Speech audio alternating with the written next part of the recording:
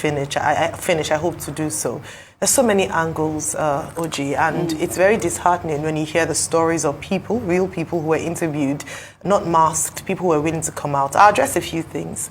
The first is around whether the BBC had legitimacy or the right to investigate because, it's an African issue. I think it's an indictment on our own investigative journalism, if we say that, because we ought to agree, yes, we tell our own stories, but I don't think it takes away the import of what they have revealed. And if they decide to take, when they did sex for marks, we didn't say it wasn't their business. When it changed legislature in the universities, we didn't say it was their business. So I know that when it comes to religion, it's very sensitive. However, we must come to a place where we are honest with ourselves. And I will always proudly say that I'm a member of the constituency of the church because I'm a Christian. So this is very sad for me to watch it play out. Let me say so. I'm not judging because this is an investigative piece. However, the first thing I would say is this. Prophet T.B Joshua is not the first Christian to have for allegations to come out after his death. There was a famous preacher called Ravi Zacharias who died in 2020, and following his death, there were allegations of sexual misconduct by some women. What the church did was that they investigated. So they didn't just throw it away and say, we're not going to respond to this. Is the issue. They investigated and they found that it was actually true. And so what they did was that they apologized to these women, and then they took out his name out of certain things, and there was some form of, repentance. Yes. The Christian faith is about repentance. When you find out something is wrong, no one is above mistake. There's no superhuman being on this earth.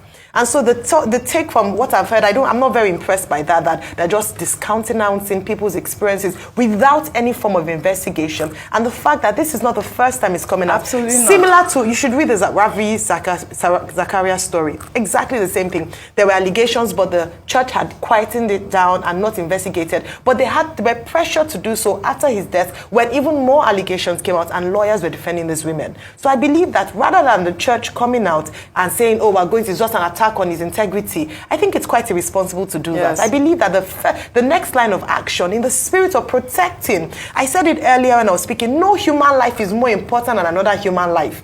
If there are allegations of misconduct, investigate. And even for the sake of the future and for legacy's sake, come out and say that we investigated thoroughly and we found him not guilty, innocent, and these people are lying. Then we can rest assured. So I don't think it's okay to just bury it and say, oh, let's leave it. That's one. Then the final point I'll make is this. When you read about this, sexual misconduct in the church is not new. It's happened over the years, whether in the Catholic Church, whether in Pentecostalism, in many churches. Unfortunately, what is done is that it's buried. There are a lot of cult systems that are operating as churches. Let me put it that way. There are cults that operate as churches. And we need to uncover this, not just because of its impugning on the integrity of the church, but also the innocent lives that are being destroyed on a daily basis by this.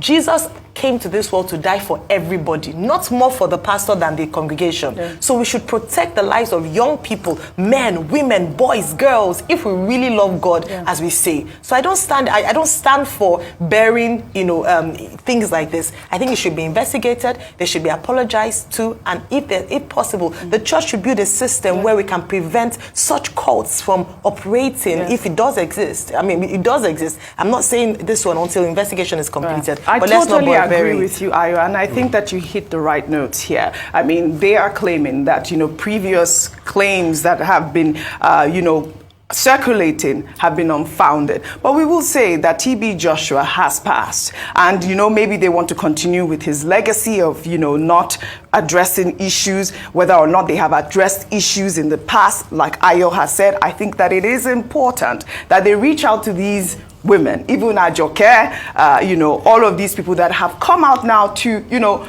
expose their pain to the world so that, there's some sort of closure. Rufai, really quickly. First, this is a very sad one, and my heart goes out to all of those that told their story. I would also say we have to have an independent investigation. Right.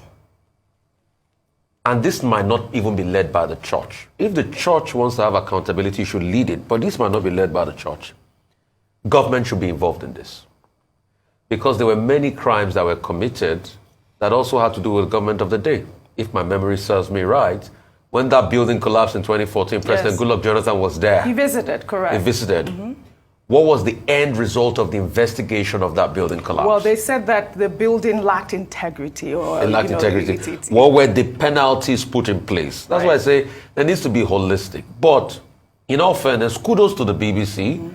And for the person that sent a tweet, yes, the BBC has a right to do investigation. And let's not be cheeky. They have done investigation and reports on the likes of Epstein, even the royal family.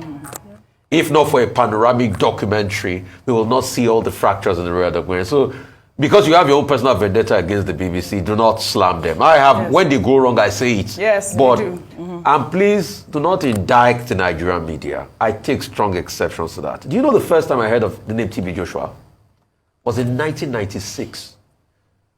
Through a very investigative journalist called Kolawole Olawuyi.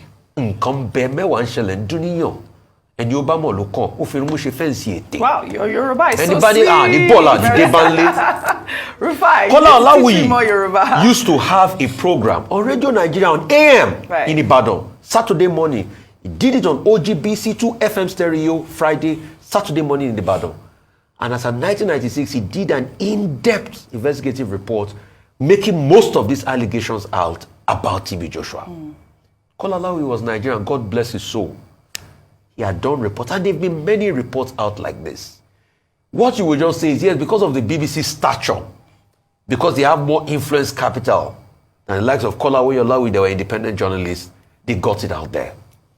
But what is most important is, it's an indictment of us in society that for all these years, we did not have an independent investigation to be able to verify the veracity of all of this story being told. And that's what the church should subject themselves to now, to be able to get all the parts. I mean, we've had people that, like Ayo stated the case of a pastor, that after their death, they were found guilty, and the church made amendment. So, and that's why I go back to this word. Touch not my anointed does not mean the anointed must be stupid. Touch not my anointed means the anointed too must be accountable to God and be responsible. Right.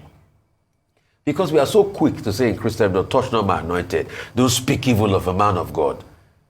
Cases must be investigated, but men of God too must be careful. The people kept under their flock is for them to love and upgrade their lives. You must not hear things like this of man. And for pastors that are doing this, because it's not today, we've had pastors with various sexual countdown here and there. Please stop it. You cannot say you serve God and you have a vice and you cannot deal with it. May God help all of us, because we are working towards perfection. Nobody is perfect. All right. But this can be independently investigated. Very well said, Boom.